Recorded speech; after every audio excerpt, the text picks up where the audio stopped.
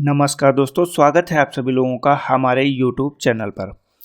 दोस्तों, आज उत्तर प्रदेश पुलिस भर्ती का जो एक टेस्ट सीरीज है उसमें एक कदम और आगे बढ़ाते हैं। देखते हैं कि अपना प्रैक्टिस सेट नंबर 4। अभी तक हम लोगों ने टोटल 3 सेट देख लिए हैं और ये हमारी प्लेलिस्ट मिशन खाकी 2024 टेस्ट सीरीज के नाम से उपलब्ध भी है। आप हमारे चैनल पर जाके देख सकते हैं। साथ ही दोस्तों, अगर आप हमारे चैनल पे एकदम नए हैं तो हमारे चैनल को सब्सक्राइब जरूर कर लें। साथ ही में बेल आइकन दबा लें ताकि आपको नोटिफिकेशन वगैरह मिलते रहें, जो हमारे नए वीडियो इन्फॉर्मेटिव वीडियो आते रहेंगे। हमारे वीडियो को अधिक से अधिक शेयर कीजिए, वीडियो को लाइक कीजिए और अपने दोस्तों को भी बताएं कि जो है यहाँ पे आपको इम्पोर्टेंट चीज़ मिल सकती है। तो दोस्तों देखिए, इसमें जो हम कवर कर रहे हैं, इसमें जनरल नॉलेज कवर कर रहे हैं। टोटल जो टारगेट क्वेश्चन है हमारा, ये 38 क्वेश्चन है और करंट अफेयर्स के साथ में संपूर्ण करंट अफेयर्स को कवर कराएंगे। इसमें आज हमारा चौथा वीडियो है। 3 वीडियो ऑलरेडी आप हमारी प्लेलिस्ट में जाके देख सकते हैं। हम लोग बढ़ते हैं अपने आज के पहले प्रश्न पे।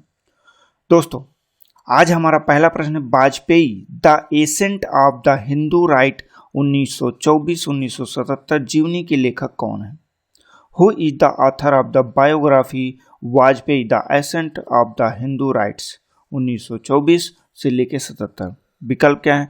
अमीश त्रिपाठी, अरुंधति राय, अभिषेक चौधरी या फिर शशि थरूर। तो इसका सही आंसर क्या हो जाएगा? तो अभिषेक चौधरी, सी विकल्प जो है इसका सही आंसर है। अभिषेक चौधरी ने the ascent of the Hindu right 1924 से 77 के लेखक हैं और कहीं ना कहीं यह एक साथ में पत्रकार भी हैं, तो इन्हें आपको याद भी रखना है। हम लोग बढ़ते हैं अपने अगले क्वेश्चन पे। देखते हैं हमारा अगला क्वेश्चन। हमारा अगला प्रश्न नंबर 2, संविधान का निम्न में से कौन सा संशोधन केंद्र एवं राज्य मंत्रिपरिषद के मंत्रियों की अधिकतम संख्या को सीमित करता है? आखिर ऐसा कौन सा संविधान संशोधन किया गया जो अधिकतम संख्या को सीमित करता है? 93, 95, 97 या फिर 91? Which of the following amendments to the Constitution limited the maximum number of ministers in the Council of Ministers in the central and the state? तो ऐसा कौन सा है? लिमिट किसने निर्धारित की है? तो दोस्तों देखिए, बात करते हैं तो इसमें जो सही आंसर है, ये आपका सही आंसर कौन सा हो जाएगा? बताइए कौन सा सही आंसर हो जाएगा? तो ये 91 संविधान संशोधन। इसके अंतर्गत ये 91 संविधान संशोधन 2003 में लाया गया और कहीं ना कहीं इससे ये निर्धारित किया गया कि 15% से अधिक जो पूरा मंत्रिमंडल होगा, कुल सीटों के 15% से अधिक नहीं हो सकता। तो हम लोग बढ़ते हैं अपने अगले प्रश्न पे। हमारा अगला प्रश्न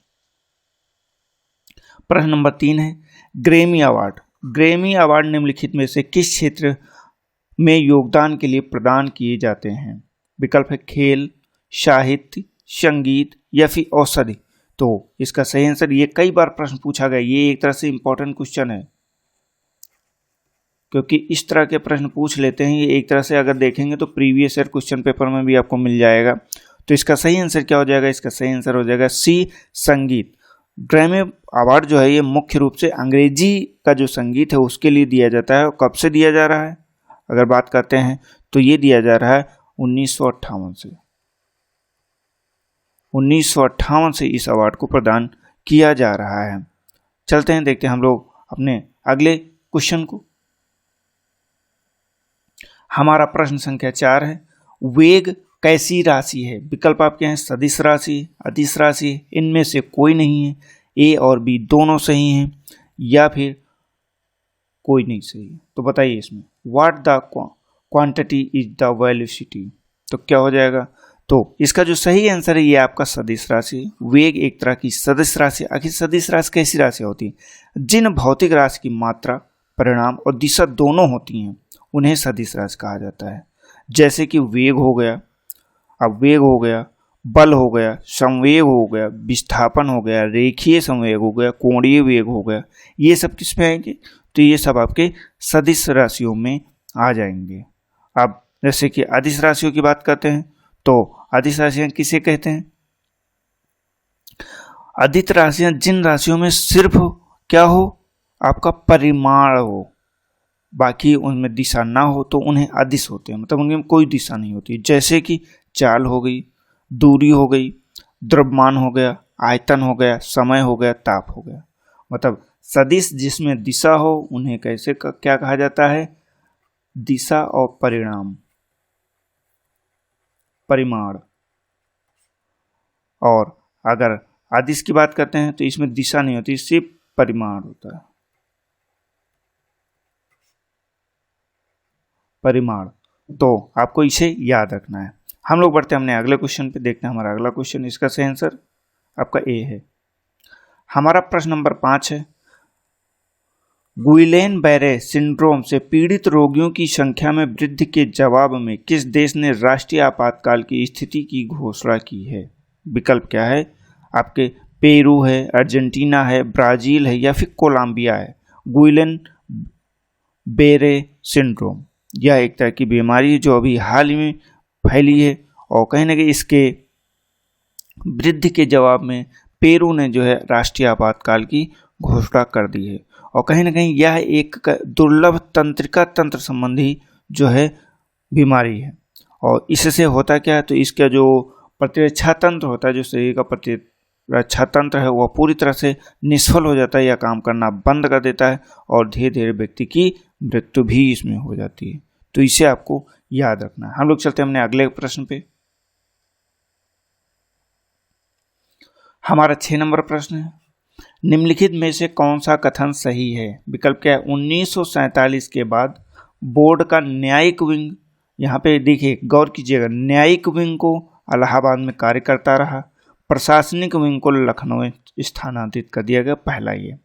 दूसरा दिया गया 1947 के बाद बोर्ड का प्रशासनिक विंग, यहाँ पे प्रशासनिक विंग इलाहाबाद में कार्य करता रहा, वह न्यायिक विंग को लखनऊ स्थानांतरित कर दिया गया। 1947 के बाद बोर्ड का न्यायिक विंग और प्रशासनिक विंग दोनों इलाहाबाद में कार्य करते रहे। 1947 के बाद बोर्ड का न्यायिक विंग और प्रशासनिक विंग दोनों को लखनऊ स्थानांतरित कर दिया गया। तो इसका सही आंसर क्या होगा दोस्तों? इसका जो सही आंसर है ये ए विकल्प सही है। 1947 के बाद जो है न्यायिक विंग को इलाहाबाद में कार्य कर रहा था, लेकिन प्रशासनिक विंग को कहाँ पे भेज दिया गया? तो प्रशासनिक विंग आपका यहाँ पे ट्रांसफर कर दिया गया लखनऊ। इसे आपको याद रखना है। हम लोग चलते हैं अपने अगले क्वेश्चन पे। हमारा अगला प्रश्न देखते हैं। हमारा 7 नंबर प्रश्न है, हुमायूं की दुर्घटना के आकस्मिक मृत्यु के उपरांत उनके बेटे अकबर को कहाँ मुगल सिंहासन पर बैठाया गया? जब हुमायूं की दुर्घटना में आकस्मिक मृत्यु हुई थी, उसके बाद उनके बेटे अकबर को कहाँ पे सिंहासन पर बैठाया गया? लाहौर में, सरहिंद में, करनौल में या फिर काबुल में? तो दोस्तों इसका जो सही आंसर है यह है सी ऑप्शन सही है, करनौल। 1556 कब? तो 1556 जो दीन पनाह भवन है, कौन सा? दीन पनाह भवन का जो पुस्तकालय है वहीं पे गिरकर हुमायूं की मृत्यु होती है। अब जब वहाँ पे अचानक उसकी मृत्यु हो जाती है तो राज तिलक के लिए जो करनौल एक पंजाब का है, ये कहाँ पे पाया जाता है? तो ये पंजाब में है। वहीं पर अकबर का राज तिलक घोषित किया था और उसका राज तिलक होता है। करवाता कौन है? बैरम खां। ये भी आपको याद रखना, बैरम खां, ये इनका संरक्षक भी होता है, इसे भी आपको याद रखना, बैरम खां। चलते हम लोग देखते हैं अपने अगले प्रश्न पे। दोस्तों हमारा 8 नंबर प्रश्न है, भारतीय संविधान के प्रारूप पर अंतिम लास्ट वाचन कब समाप्त हुआ? 1 नवंबर 1949, 15 नवंबर 1949, 26 नवंबर 1949 या 28 नवंबर 1949? When did the final reading on the draft of Indian Constitution end? कब? तो इसका सही आंसर क्या हो जाएगा? ये 26 नवंबर 1949 को। सी ऑप्शन आपका सही हो जाएगा। 26 नवंबर 1949 को भारतीय संविधान सभा द्वारा अंतिम वाचन किया गया और भारतीय संविधान को अपनाया गया। साथ ही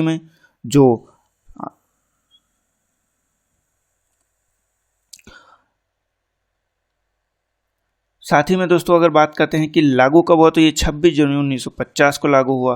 और वहीं पे अगर अंतिम बार जब इसको अपनाया गया, ये 26 नवंबर 1949 को अपनाया गया, जिसमें कुछ चीज़ें ही अपनाई गई, बाकी कुछ चीज़ों को अपनाया नहीं गया था। वो अपनाया जाता है 26 जनवरी 1950 को। और उसी के 2 दिन पहले कब, तो 24 जनवरी 1950 को एक प्रकार से अंतिम बैठक भी की गई और जिसमें ये चीज़ कही गई कि भैया जो है आज से ही संविधान सभा का कार्य पूर्ण होता है। तो आपका इसका सही आंसर जो है 26 नवंबर 1949 है, क्योंकि इस दिन आधा संविधान लगभग लागू हो चुका था। चलते हैं हम लोग अपने अगले क्वेश्चन पे। दोस्तों हमारा 9 नंबर प्रश्न है, 984 के बाद पहली बार किस टीम ने अंडर 21 यूरोपियन चैंपियनशिप जीती है? तो बताइए 984 के बाद 1984 होगा, सॉरी दोस्तों ये यहाँ पे गलती से मिस हो गया, 984 हो गया। 1984 के बाद पहली बार किस टीम ने अंडर 21 यूरोपियन चैंपियनशिप जीती है? तो आपको ये बताना है। ये 1984 इंग्लिश पे यहाँ पे सही लिखा हुआ, लेकिन हिंदी में बाई मिस्टेक गलत हुआ है। इसे आप हो सकता है कॉपी पेस्ट करने में गलत हो गया हो, इसे आपको याद रखना है। स्पेन हो गया, जर्मनी हो गया, इंग्लैंड हो गया या फिर फ्रांस हो गया। आखिर इसका सही आंसर क्या होगा? तो सी आंसर आपका इसका सही होगा, इंग्लैंड। 1984 के बाद पहली बार जो है अंडर 21 चैंपियनशिप को जीता है इंग्लैंड ने। हम लोग चलते हैं अपने अगले क्वेश्चन पे, देखते हैं हमारा अगला प्रश्न।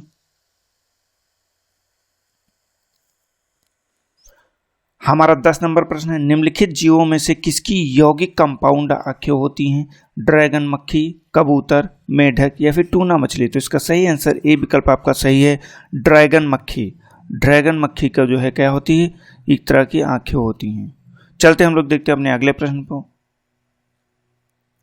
दोस्तों हमारा 11 नंबर प्रश्न है, भारत का निम्नलिखित में से कौन सा राष्ट्रपति निर्विरोध निर्वाचित हुआ? Doctor S Radhakrishnan, K R. Narayanan, Neelam Sanjiva Reddy, doctor Rajendra Prasad. Which of the following president of India was elected? तो बताइए गुरु। अब जैसे कि इसकी बात करते हैं तो इसका सही आंसर है सी विकल्प, नीलम संजीवा रेड्डी। इनको जो है कब? 26 मार्च 1977। कब? तो 26 मार्च 1977 को सर्वसम्मति से जो है लोकसभा स्पीकर चुना जाता है।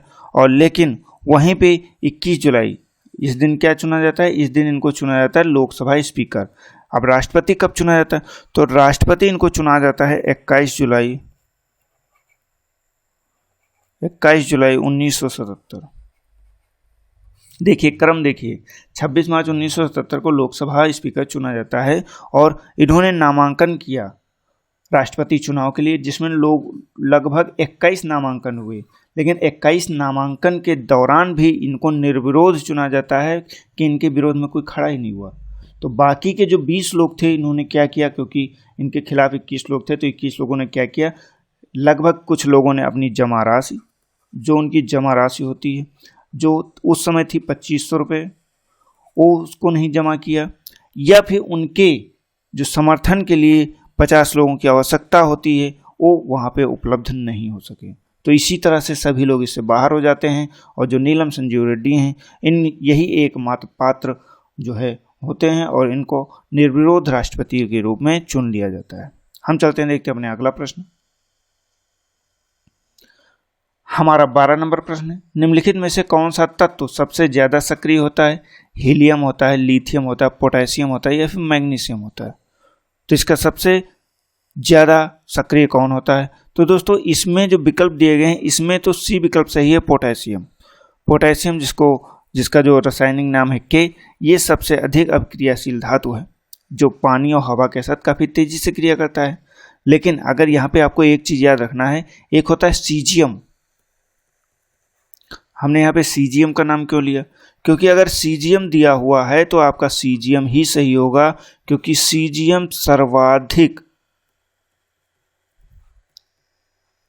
सर्वाधिक सक्रिय होता है। ये भी आपको याद रखना है।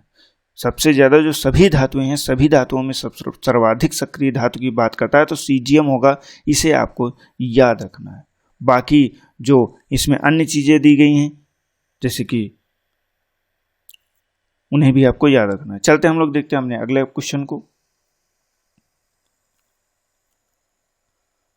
दोस्तों हमारा 13 नंबर प्रश्न है, राष्ट्रीय मछली किसान दिवस राष्ट्रीय मछली किसान दिवस एक वार्षिक उत्सव है जो मछली किसानों और जलीय कृषि उद्योगों के पेशेवरों द्वारा निभाई गई महत्वपूर्ण भूमिका का सम्मान और सराहना करने के लिए तिथि को मनाया जाता है। तो वो कौन सी तिथि है? 10 जुलाई है, 11 जुलाई है, 12 जुलाई या फिर 13 जुलाई है। तो इसका सही आंसर क्या हो जाएगा? कितनी जुलाई को ये मनाया जाता है? तो दोस्तों ये 10 जुलाई को, ए विकल्प इसका सही होगा। और 10 जुलाई को जो है ये राष्ट्रीय मछली किसान दिवस मनाया जाता है। हम लोग बढ़ते हैं अपने अगले क्वेश्चन पे। हमारा 14 नंबर प्रश्न है, निम्नलिखित में से किसके द्वारा जीवन रक्षा के लिए प्रधानमंत्री पुलिस पदक प्रदान किया जाता है? विकल्प है आपका गृह मंत्रालय, इंटेलिजेंस ब्यूरो, पुलिस अनुसंधान एवं विकास bureau, the Indian police foundation. तो इसका सही आंसर आपका क्या होगा बताना है आपको। तो इसका सही आंसर है गृह मंत्रालय। जो जीवन रक्षक पदक है ये प्रदेश सरकार की संस्तुति पे दिया जाता है। और किसके द्वारा? तो गृह मंत्रालय के द्वारा प्रदान किया जाता है। और ऐसे नागरिकों को दिया जाता है जिन्होंने जो है अपनी जान जोखिम में डालकर किसी को बचाया है, जैसे कि जल में डूबते हुए, आग में या खानों में बचाव कार्य के दौरान जीवन की रक्षा हुई, उसे जीवन रक्षा के लिए ये पुलिस पदक प्रदान किया जाता है। हम लोग बढ़ते हैं अपने अगले क्वेश्चन पे।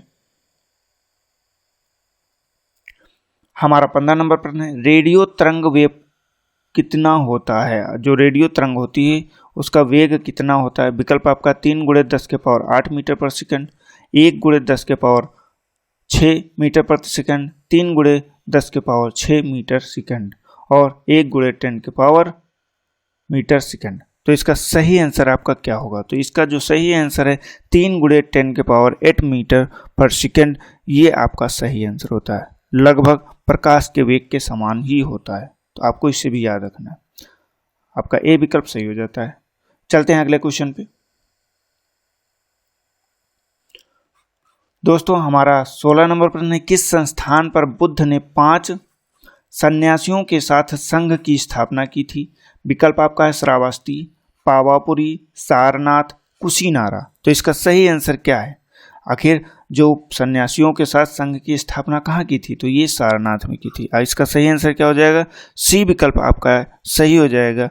ये सारनाथ का जो ऋषिपत्तनम और मृगदांव है वहाँ पे 5 ब्राह्मणों सन्यासियों के साथ अपना प्रथम उपदेश दिया था। क्या यहाँ पे प्रथम उपदेश भी दिया था? और वहीं पे इन्होंने उन्हीं 5 सन्यासियों के साथ मिलकर अपने संघ की स्थापना की थी। हम लोग बढ़ते हैं अपने अगले क्वेश्चन पे। दोस्तों इसमें 17 नंबर प्रश्न है, पुरुष वर्ग में जून के लिए ICC player of the month का पुरस्कार किसे दिया गया? ये 2023 का है। ये करंट का क्वेश्चन है। हमने आपसे कहा था कि हम करंट के क्वेश्चन को भी कवर करेंगे। तो पुरुष वर्ग जून के लिए ICC player of the year month का पुरस्कार किसे दिया गया है? स्टीव स्मिथ को दिया गया है, वनिंगू हसरंगा को दिया गया, विराट कोहली को दिया गया या बाबर आजम को दिया गया? तो इसमें किसको प्रदान किया गया है? तो ये वनिंदु हसरंगा को प्रदान किया गया है। 2023 के लिए men's of the month award से सम्मानित किया गया है। तो इसे आपको याद रखना है। हम लोग बढ़ते हैं अपने अगले प्रश्न पे। देखते हैं हमारा अगला प्रश्न। दोस्तों हमारा 18 नंबर प्रश्न है, निम्नलिखित में से कौन सी सेना जो भारत सरकार के महत्वपूर्ण एजेंसियों में से है 1982 से वार्षिक कैलाश मानसरोवर यात्रा के सफल संचालन में शामिल होती रही है? विकल्प क्या है? असम राइफल, केंद्रीय रिजर्व पुलिस बल, भारत तिब्बत सीमा पुलिस बल, होम गार्ड्स। तो इसका सही आंसर क्या होगा कि आखिर जो मानसरोवर कैलाश यात्रा है उसमें कौन सी आपकी पुलिस काम कर रही है?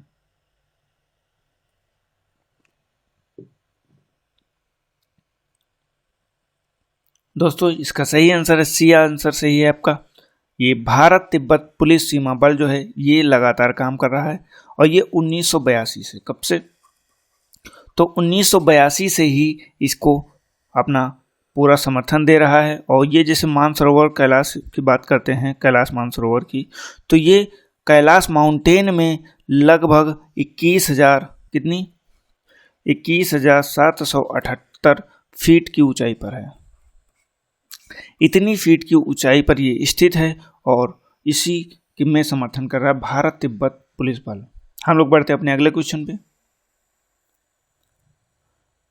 दोस्तों हमारा 19 नंबर प्रश्न है, एफएम प्रसारण बैंड के बीच होता है। तो विकल्प है HF range, VHF range, UHF range, उपयुक्त सभी। तो इसका सही आंसर क्या होगा? तो ये आपका बी विकल्प सही है, वीएचएफ रेंज जो है ये एफएम प्रसारण बैंड होता है। अब ये बैंड जिसका रेंज कितना होता है, ये 30 MHz से लेके 300 तक होता है। 30 से 300 के बीच में ये रेंज निर्धारित होती है। हम लोग चलते हैं दोस्तों अपने अगले क्वेश्चन पे। दोस्तों आज का हमारा अंतिम प्रश्न है, प्रश्न नंबर 20 है, उमा की तपस्या शिव पार्वती बसंत प्रमाण किस चित्रकार की उत्कृष्ट कृतियां हैं? विकल्प है नंदलाल बोस, जवाहरलाल नेहरू, मदन मोहन मालवीय या सुभाष चंद्र बोस। तो इसका सही आंसर क्या होगा? तो इसका ए आंसर सही है, नंदलाल बोस।